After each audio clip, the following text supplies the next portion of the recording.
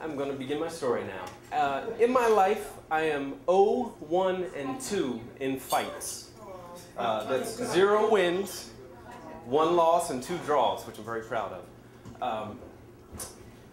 I think it's pretty pathetic, actually, that I'm 0, 1, and 2.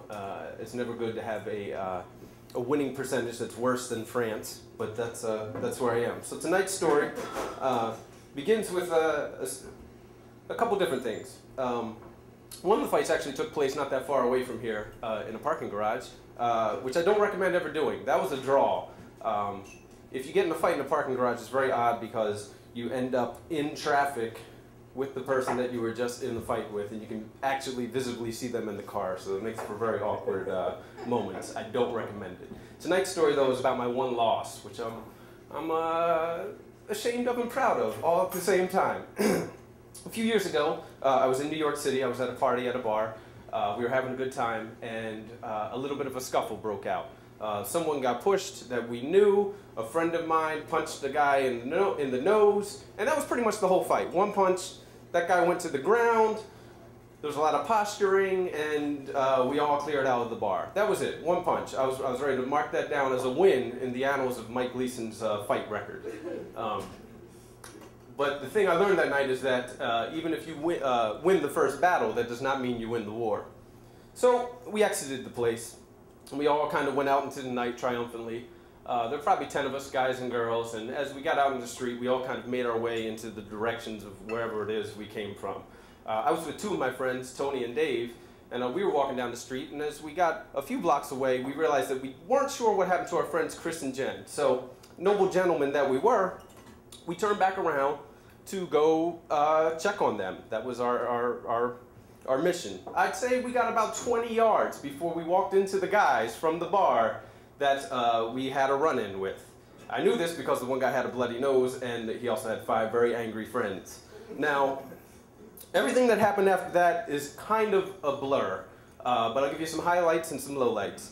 The first thing is my friend Tony, who was the smallest of us and the diplomat of the group, tried to convince the guys that all we wanted to do was just go check on our friends and that we didn't want to fight. And he literally drew a line on the sidewalk, like it was a Bugs Bunny cartoon, said, "There's the line, don't cross it." Actually drew that. Right about then, I got punched in the chin and fell to the ground. The next thing I remember is my friend Dave running towards me. Later on, he said to me, "Wow, I really thought we were making a comeback till I realized I was going to kick you in the head." So I jumped up, I kind of bear hugged the guy who I realized was kind of bear hugging me, and I quickly realized none of us wanted to be in this fight. So me and that guy just kind of hung out for the next 30 seconds or so. Some other things I remember. A woman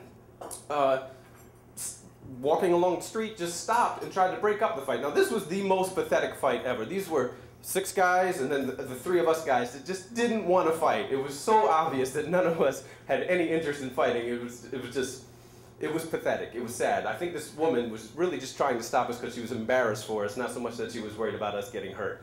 So she was yelling at us to stop. I don't remember too much of everything else that happened.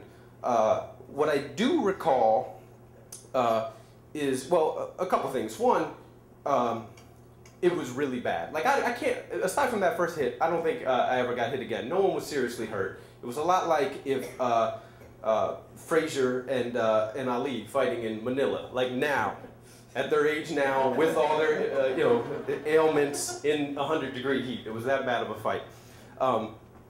The things that happened, let's see. I guess the reason I tell the story is that the most amazing thing that happened is Tony, who drew the line, never got hit.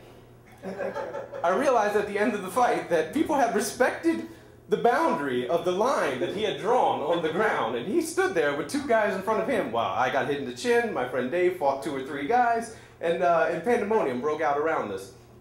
And I like to think that somewhere there's a woman walking around New York telling the story of the worst fight that she ever saw, and I'm proud to say that I was a part of that fight, and good intentions going to check on the well-being of our friends led me into that fight. So that's my story.